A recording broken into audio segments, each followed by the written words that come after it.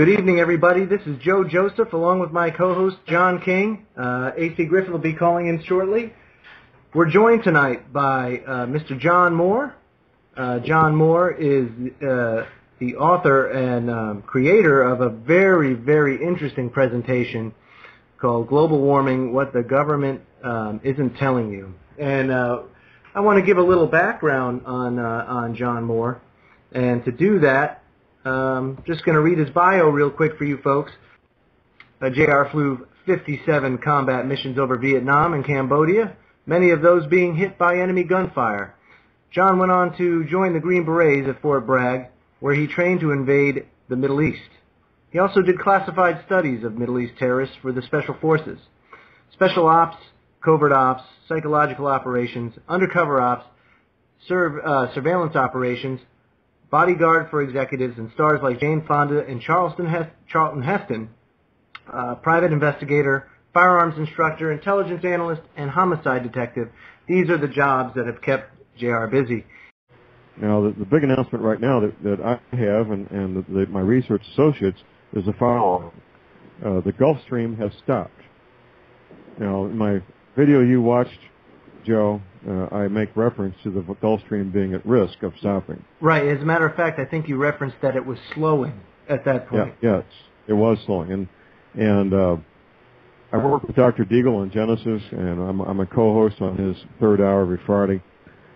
One of my research associates got me an article written by Dr. Zangari, a PhD scientist in Italy.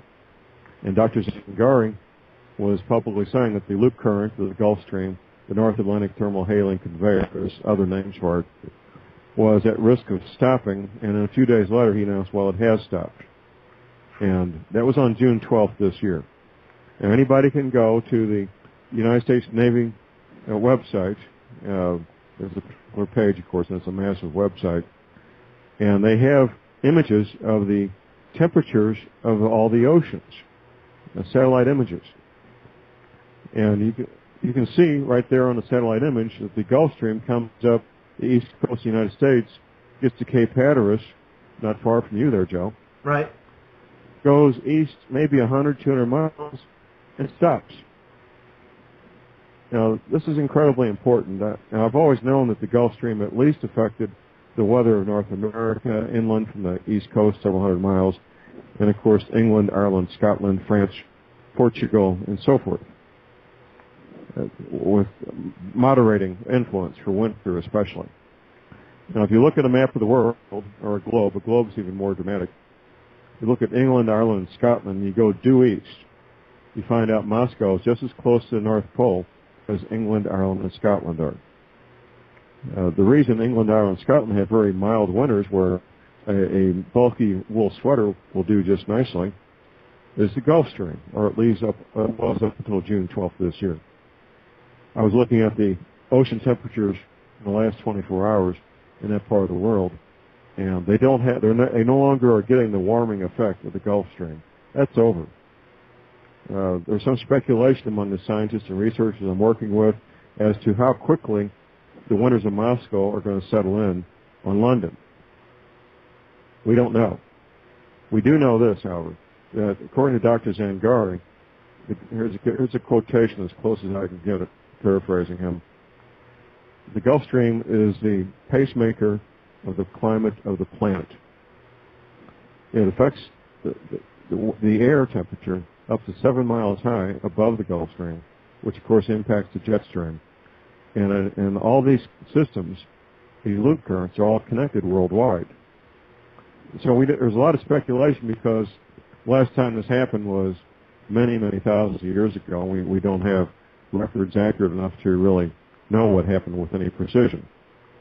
The feature film, The Day After Tomorrow, comes to mind. Now, there's some science in there and some science fiction. The science is things that have happened in the past. They start out with the part of the Ross Ice Shelf breaking away in the Antarctica. That's a very dramatic recreation of something that really did happen. And then there's a scene inside the museum in New York City where these young teenagers are looking at a mammoth, a stuffed and mounted mammoth that was found frozen in the Siberia. Hundreds of these maps have been found. They're found in the standing position, eating tropical, semi-tropical plants. Flash frozen so quickly that 3,600 years later, their meat was harvested and sold in Paris restaurants as a delicacy for human consumption. Now that's flash frozen.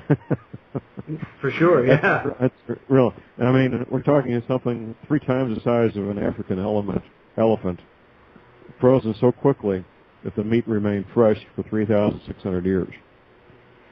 So in the film, The Day After Tomorrow, they have an instant freeze of that nature. It's a very dramatic graphics that they use, computer-generated graphics, which are very spectacular on one hand. On the other, there is precedence for that having happened in the past, and that evidence is in the form of hundreds of mammoths frozen standing while eating tropical, semi-tropical plants.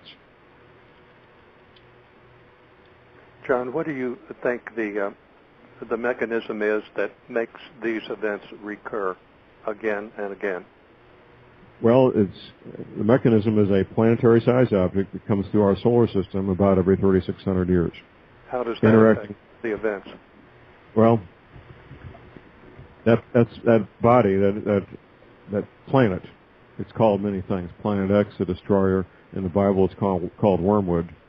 It interacts with all the planets, including ours, with gravity and magnetism and electrical energy. And it interacts with our sun. Now, people always want to bring up the topic of HAARP. We start talking about weather. People say, John, what about HAARP? Well, let's address that real quick and get it off the table. HAARP is an acronym, High Altitude Auroral Research Project.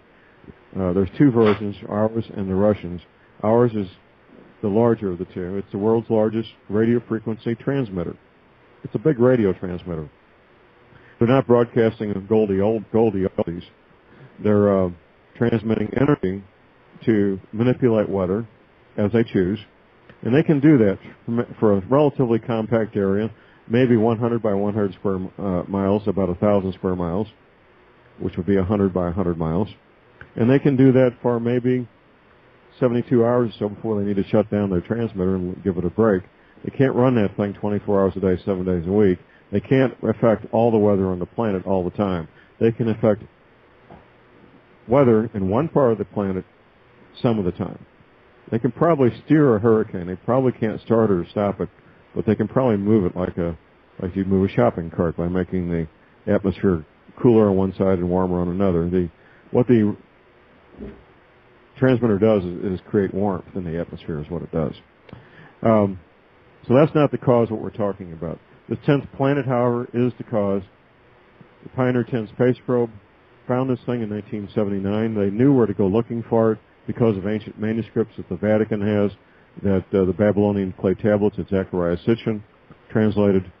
They had a very specific part of space to go looking for it, and of course, astronomy played a big role in this. One of the scenarios being talked about with Planet X is entering into another ice age, much like that movie, The Day After Tomorrow, where Correct. You saw the majority of the United States being covered by ice. Do you see a perpetual winter scenario taking place? I see it as a possibility. Now, what happened in the film took place in a matter of hours. Right. If we're looking at an ice age, it would not necessarily take place in a matter of hours. It may be more a matter of years, we hope. The more time we have to prepare, the better off we are. You can live and survive in Arctic conditions, of course. People have been doing it for many centuries. But you have to have infrastructure to support you.